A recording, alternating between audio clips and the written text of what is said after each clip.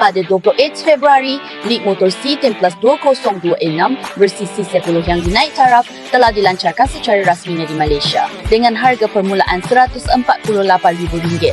Bermula dari sekarang hingga 31 Mac, pelanggan yang membeli kenderaan ini akan menikmati rebat tunai RM9,000 dan subsidi insurans RM4,000. Penaitarafan utama C10 Plus termasuk peningkatan kapasiti bateri sebanyak 8 4.9 meningkatkan julat WLTP kepada 520 km sinibina 8 volt paharu yang menyokong pengecasan pantas 80 kW. Dan kuasa ditingkatkan kepada 29 PS dan 3.6 SMI dengan masa pecutan 100 km sejam dikurangkan kepada 6 dosan. Edisi malam baharu terhad kepada 50 unit menampilkan reka bentuk badan 2 tona dan kit sporty. C10 2025 sedia ada akan terus dijual sebagai model peringkat permulaan.